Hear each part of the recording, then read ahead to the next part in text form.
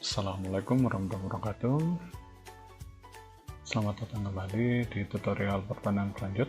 Di sini saya akan menjelaskan tentang pemanfaatan SG dalam pertanian berlanjut.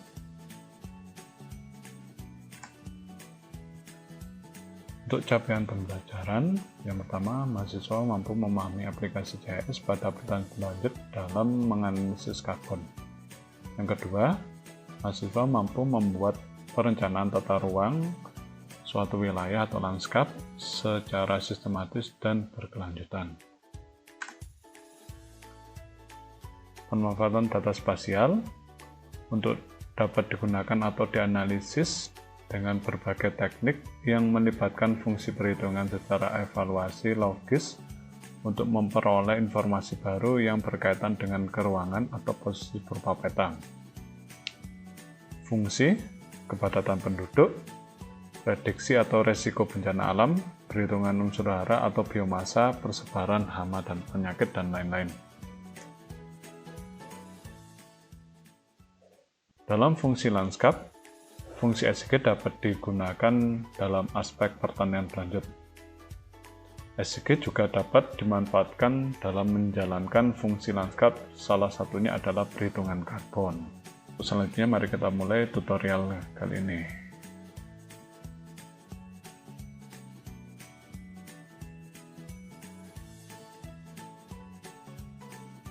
Langkah pertama untuk mendownload Citra Satelit. Ada beberapa macam jenis Citra Satelit yang bisa digunakan untuk analisis data spasial, mulai dari resolusi tinggi hingga rendah. Sebagai contoh, di sini ada GeoEye, QuickBird, atau hasil drone itu memiliki resolusi yang cukup tinggi. Untuk resolusi sedang, ada contoh Citra Landsat, Aster. Untuk yang rendah, di sini ada Modis dan Himawari 8. Kita coba fokus di Citra Landsat dengan resolusi menengah. Untuk website yang bisa kita mengunduh Citra Satelit, di sini ada Earth Explorer. Kita coba ketik saja di Earth Explorer.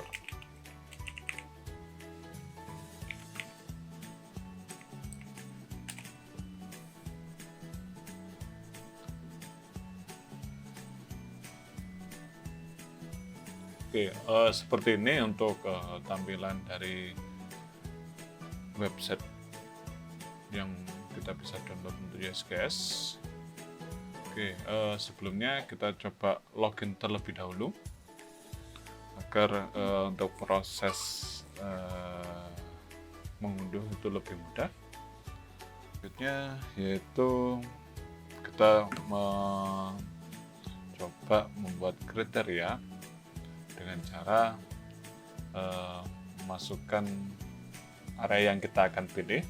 Di sini kita akan mencoba area daerah sekitar Malang, ketik saja Malang. Nah, setelah itu di sini akan muncul Malang. Nah, di sebelah kanan di sini ada pin warna biru, yaitu pin yang menunjukkan kota Malang. Nah, selanjutnya kita coba men-setting tanggal yang akan kita buat, yaitu sebagai contoh di sini kita buat tanggal 1 Januari 2018.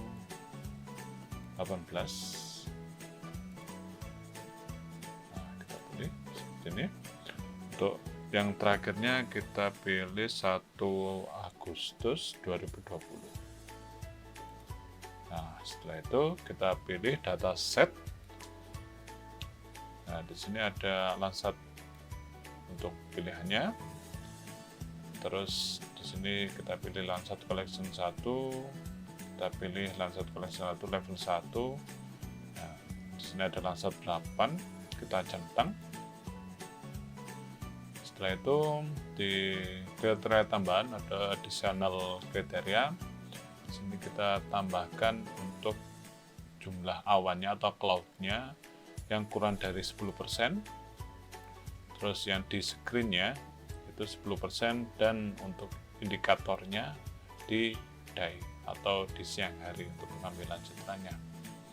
Nah, kita lihat di hasilnya. Nah, di sini ada beberapa contoh citra yang bisa kita download. Kita ambil contoh di sini.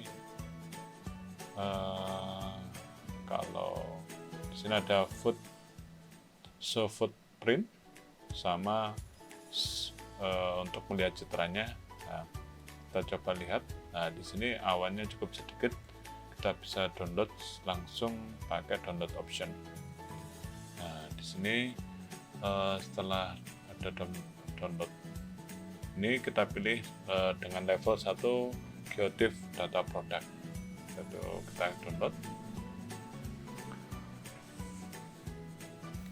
Oke, setelah kita selesai untuk proses download data, maka kita perlu mengekstrak data dengan cara klik kanan, terus ekstrak. Kita tunggu prosesnya hingga prosesnya berakhir.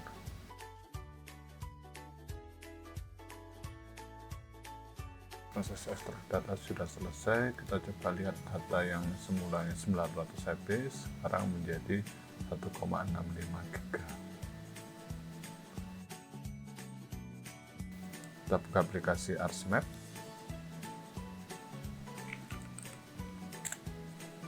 Kita cari saja aplikasi ArtsMap.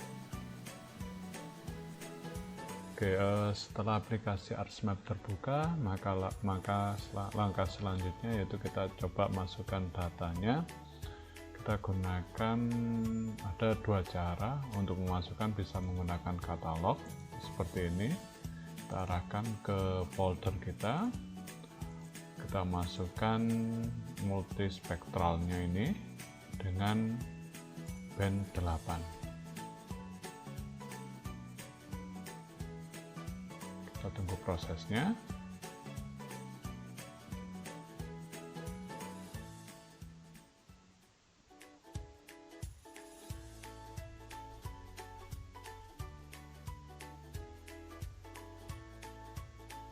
Oke, muncul seperti ini. Setelah itu kita masukkan juga band 8. Di sini band 8 itu informasi dari pankromatiknya. Kita coba tajamkan citranya itu menggunakan pansap. Kita buka Art Toolbox. Nah, setelah itu kita buka data management, terus ada raster processing. Di sini ada create pansap. Kita buka saja. Setelah itu kita input rasternya, kita pilih yang multispektral. Untuk RGB-nya atau red, green, blue-nya itu akan menyesuaikan. Terus untuk infrarednya kita pilih dengan band ke-5. Setelah itu untuk pankromatik yang tadi band 8 kita bisa langsung masukkan. Terus kita simpan saja filenya ke dalam folder kita.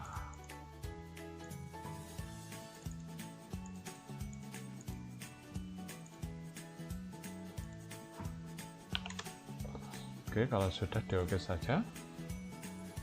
Kita tunggu prosesnya. Di sini prosesnya agak sedikit lama untuk menajamkan citranya.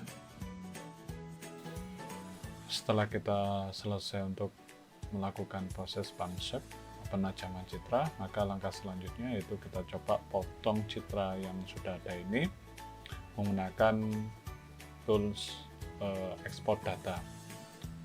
Atau kita bisa menggunakan tool draw dengan klik kanan, terus kita pilih rectangle, kita coba batasi buat persegi seperti ini di area kota Batu.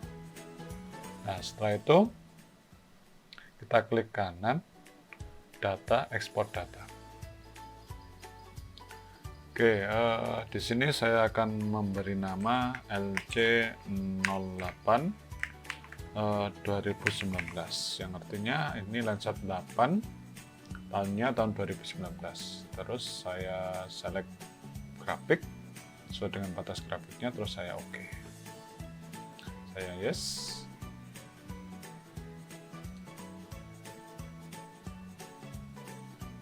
Saya add. Nah, di sini akan muncul yang sudah terpotong sesuai dengan bentuk dari perseginya yang tadi. Oke, itu cara cepat untuk kita bisa memotong citra. Oke, selanjutnya yaitu kita akan mencoba mengklasifikasikan citra menggunakan tool image classification. Di sini sudah tersedia dari ASMAP itu image classification. Silahkan diklik kanan terus dibuka image classification-nya. Di sini ada training sample manager. Nah, ini digunakan untuk membuat identitas atau keterangan dari suatu land use. Caranya kita buka saja, terus kita buat draw polygon, atau kalau misalnya ingin yang lebih mudah buat circle atau rectangle juga bisa. Caranya yang pertama, misalnya di sini kita coba kombinasikan warnanya. Untuk RGB-nya kita ganti ke yang di sini saya buat short infrared, terus saya buat near sama green, terus saya oke. Nah, di sini ada yang terkait dengan warna pink. Warna pink di sini itu menunjukkan dia adanya permukiman. Kita buat seperti ini, terus kita kasih keterangan permukiman. Terus yang di sini ada yang agak warna biru seperti ini merupakan daerah-daerah sawah. Kita kasih sawah. Terus saya bergeser lagi di bagian atas, sini ada kebun, atau biasanya ini ada agroforestry-nya. Ini saya kasih buletan. Terus ini saya kasih agroforestry. Nah, di bagian atas ini merupakan daerah hutan di lerengnya Gunung Anjas Arjuna. Ini saya buat hutan. Nah, ini bisa dilakukan semuanya. Setelah itu kalau misalnya sudah selesai, jangan lupa disimpan.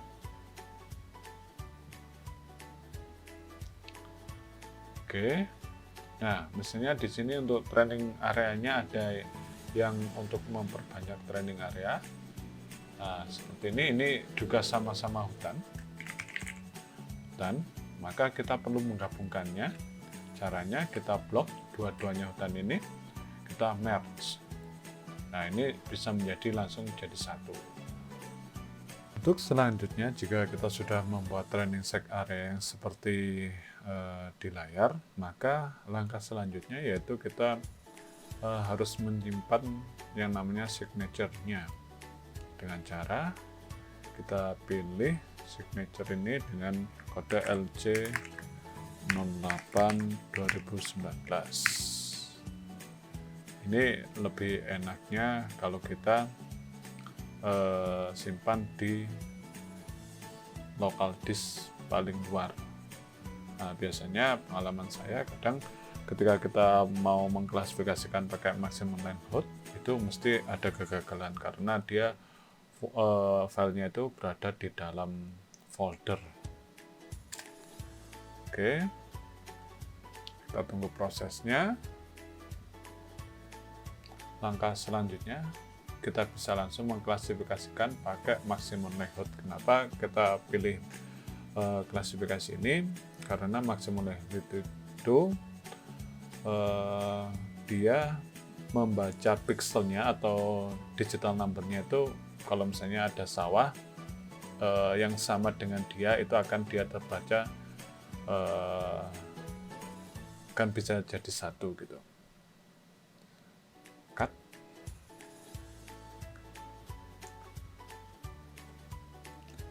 Jadi untuk klasifikasi maximum likelihood. Di sini dia membutuhkan signature atau value yang tadi agar bisa membaca pixel-pixel yang sama dengan yang di training set area tadi. Ini saya taruh di sini, saya panggil saja, saya open. Nah, di sini saya coba untuk buka untuk datanya, saya simpan di saya buat kasih nama klasifikasi.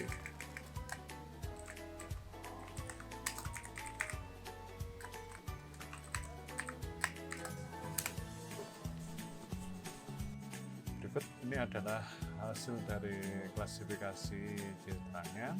Maka langkah selanjutnya yaitu kita akan memberikan label. Nah, di sini sesuai dengan value-nya kita kasih saja keterangan dengan cara add field, terus kita kasih kode LU 2019 dengan form tipenya teks. Terus kita stop edit future. Jadi yang pertama ini sawah, terus ada tegalan. Jadi menyesuaikan yang di value di training sample manager, yaitu agroforestry. Terus ada hutan, sama vulkar, dan permukiman. Oke, kalau sudah jangan lupa di save edit, stop edit. Nah, berikut ini sudah jadi untuk itu hasil klasifikasi land use-nya.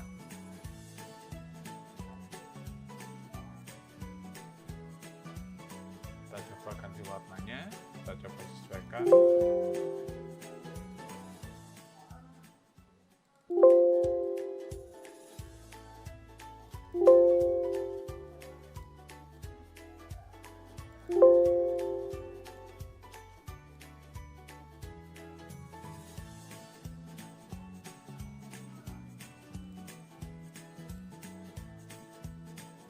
Seperti ini hasilnya. Kalau misalnya kita sudah sesuaikan warnanya,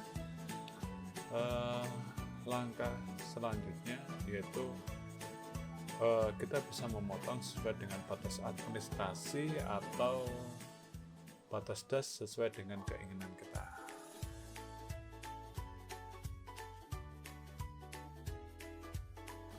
Untuk praktikum mata kuliah bertani berlanjut, di sini tujuan utamanya adalah yang pertama teman-teman bisa membuat layout yang nanti yang dihasilkan itu berupa JPEG, dan yang kedua teman-teman bisa menghitung cadangan karbon.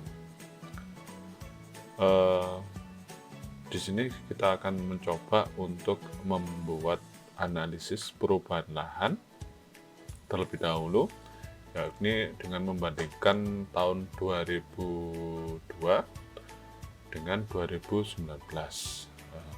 Tools yang kita gunakan kali ini yaitu tools combine. Kita buka ArcToolbox, terus kita arahkan ke spatial analysis, terus di sini ada lokal. Nah, di sini ada combine. Combine ini memudahkan kita untuk membandingkan dua data raster yang berbeda.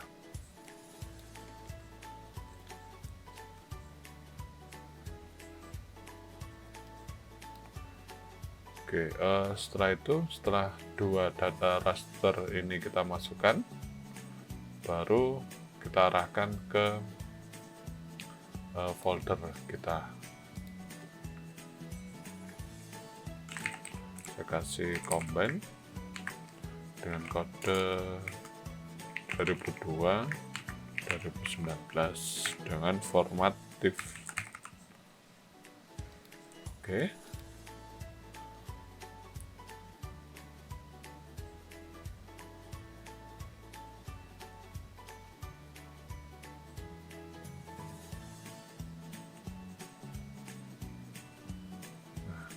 berikut hasil dari combine.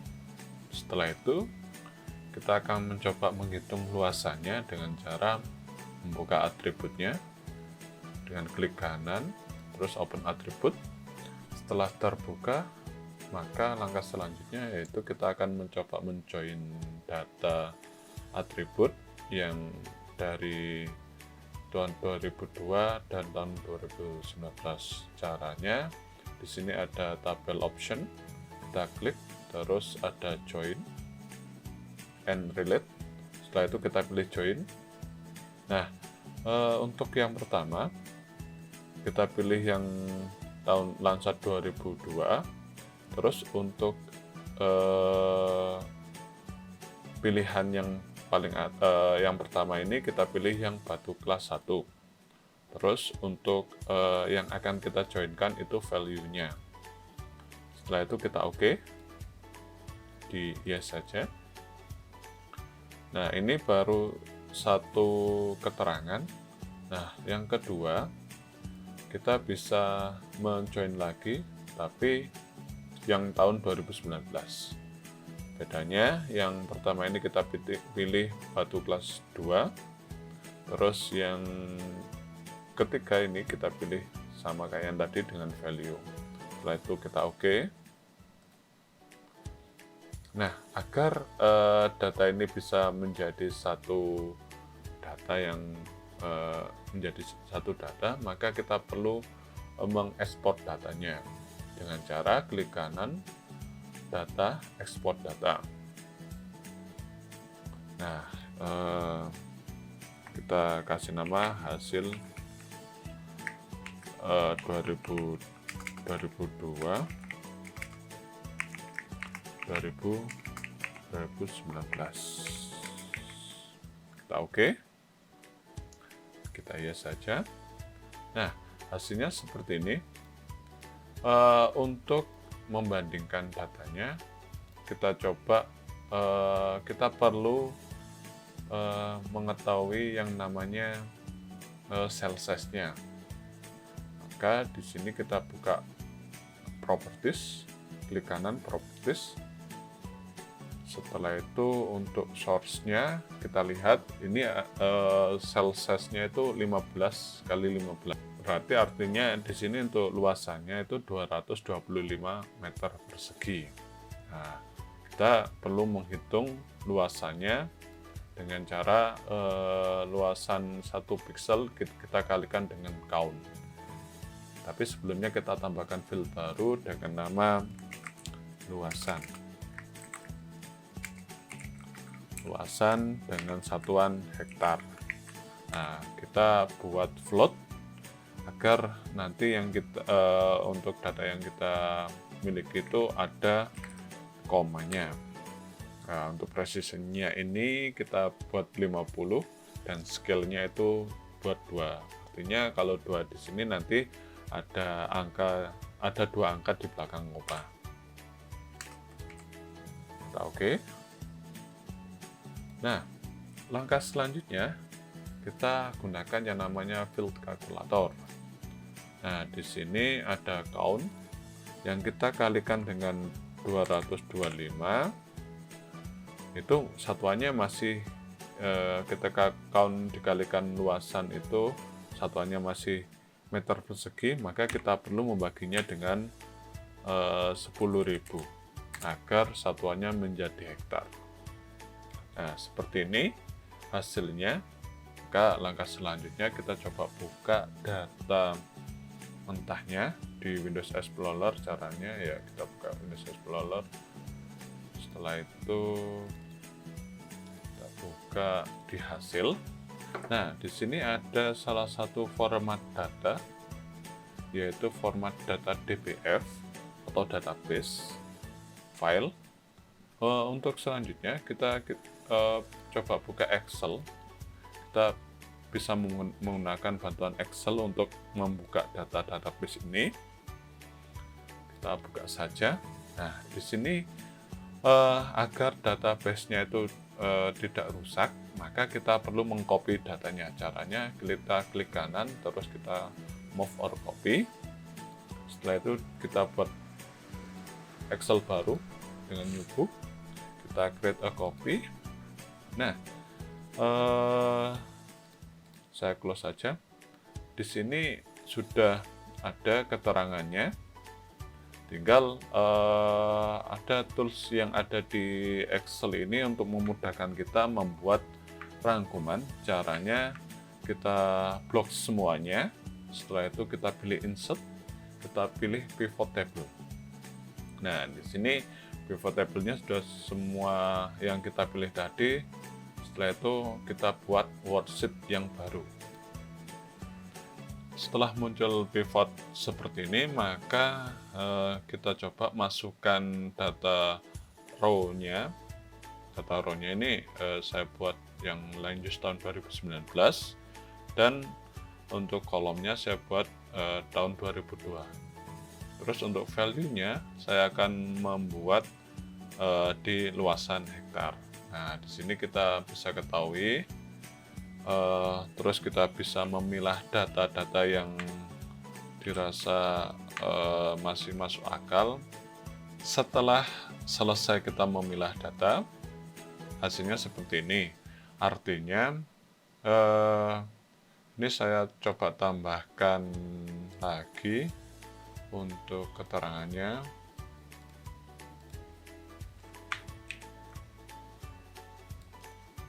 Saya coba tambahkan lagi keterangannya. Jadi di sini itu land use 2019, yang ini land use 2002. Nah, seperti ini hasilnya.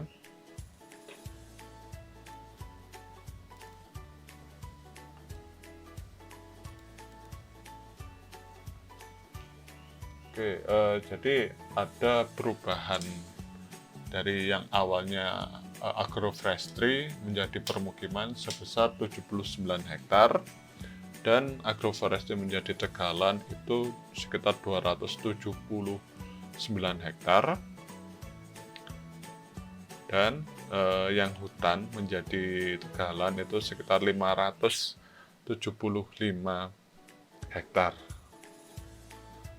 Nah, ini yang bisa dapat disimpulkan kalau misalnya dari tahun 2002 hingga tahun 2019 itu seperti ini terjadi perubahan penggunaan lahannya. Kita bisa menyimpan Excel kita. Kita simpan saja dengan nama perubahan lahan 2002-2019.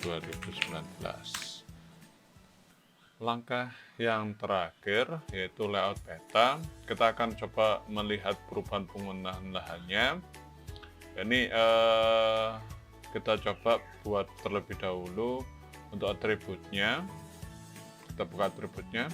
Jadi kita akan membandingkan yang seperti di Excel tadi. Jadi saya buat file baru.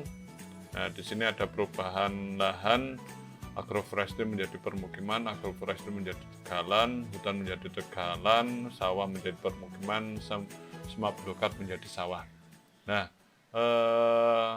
sebelumnya kita rubah terlebih dahulu untuk simbologinya. Caranya klik kanan, properties, terus kita pilih simbologi.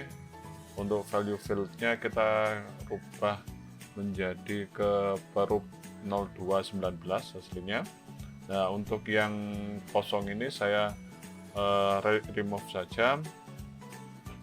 Terus untuk warnanya ini saya buat random.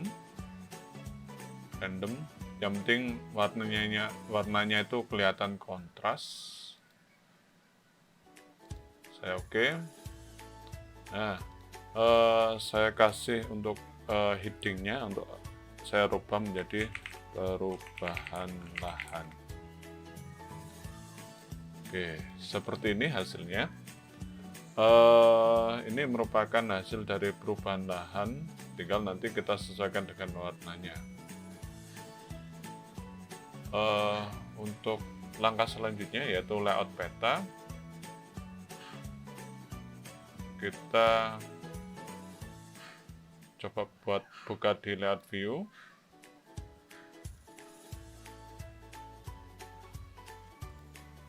Nah, di sini kita tinggal menambahkan informasi atau juga bisa menambahkan batas administrasi sehingga peta itu tidak terlihat seperti peta buta. Oke, ini merupakan tambahan data, yaitu saya tambahkan jalan dan batas administrasi. Nah, kita untuk dalam peta mungkin kita bisa menambahkan yang namanya informasi dari arah mata angin, skala, terus legenda peta. Nah, caranya kita tambahkan saja, misalnya skalanya di sini saya buat 1:, seperti ini. Nah, berhubung ini inci per mil, saya rubah menjadi 1:1, seperti ini untuk. Nah, agar lebih mudah dalam pembacaannya, biasanya ini saya bulatkan. Saya buat 1:120.000. Mungkin bisa kita perbesar lagi, mungkin 100.000. Nah, ini sudah agak ideal untuk petanya. Setelah itu kita tambahkan juga arah mata angin. Arah mata angin kita pilih saja seperti ini. Terus untuk legenda peta,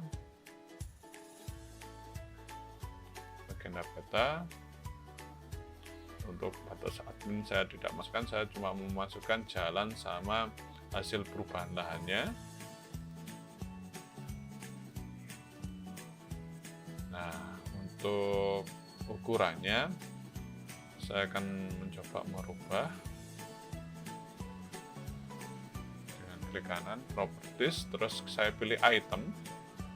Nah, di sini saya buat fontnya 8 semuanya biar tidak terlalu besar.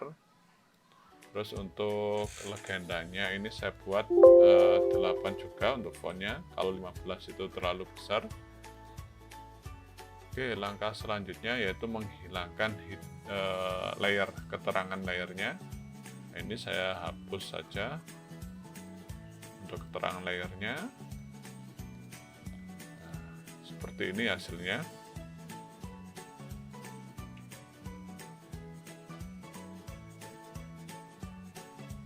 Oke, ini merupakan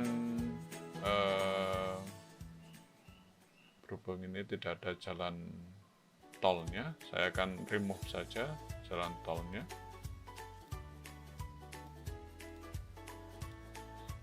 Oke, jadi seperti ini untuk legenda petanya. Ya, nama legenda petanya itu belum saya ganti, atau legenda peta. Nah, seperti ini hasilnya. Tinggal kita menambahkan yang namanya judul peta. Kita insert title-nya, peta perubahan lahan. Oh ya, lupa untuk peta perubahan lahan Kota Batu. Ini judulnya akan lebih rapi. Akan saya coba buat kayak frame. Klik kanan, saya buat draw. Nah, di sini saya akan munculkan rectangle-nya. Nanti untuk background-nya saya buat putih. Oke, ini biar tampil di bawahnya.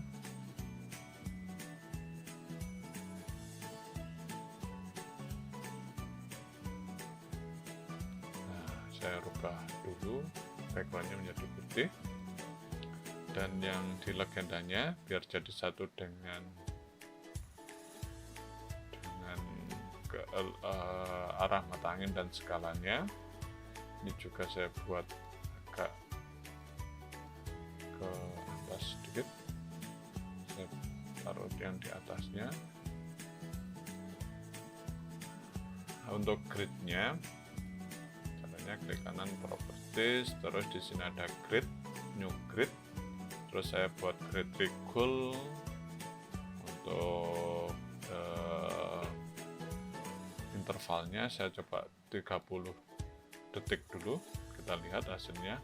Nah, ini terlalu rapat untuk gridnya, maka kita bisa agak jarangkan untuk gridnya. Saya buat 2 menit 30 detik, dan untuk agar yang sebelah kanan orientasinya vertikal, itu kanan dan kiri vertikal, kita centang saja, kita oke. Nah, seperti ini paling enggak untuk pembuatan peta. Langkah yang terakhir yaitu kita simpan projectnya, Shift S, kita kasih nama di sini materi kelima, kita simpan saja. Terus langkah yang terakhir yaitu menyimpan dalam bentuk JPEG. Caranya kita klik file, export map. Nah, kita export map, arahkan ke folder kita. Nah, kita simpan dalam bentuk JPEG. Nah, kita kasih nama perubahan lahan.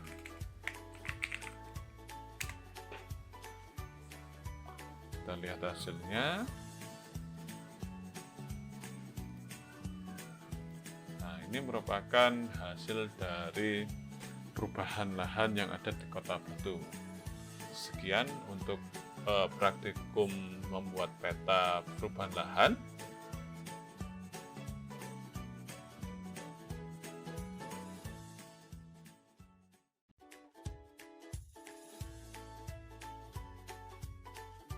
Assalamualaikum warahmatullahi wabarakatuh. Selamat datang di tutorial pertanian berlanjut. Di sini saya akan menjelaskan bagaimana cara menghitung cadangan karbon di suatu wilayah. Yang pertama, kita harus mencari cadangan karbon di suatu land use. Kita bisa lihat tabel berikut ini. Untuk cadangan karbon, di sini ada agroforestry sebesar 74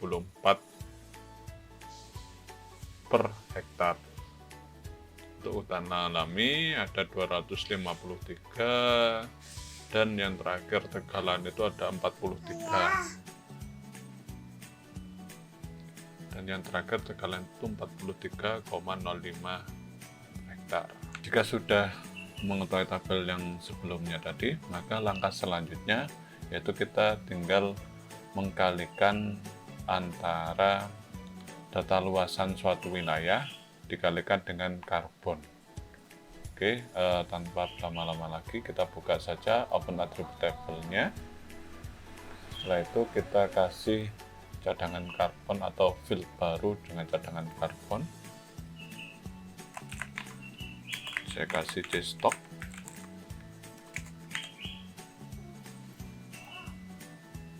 Saya buat float, presisinya saya buat 50, dan angka di belakang koma itu 2.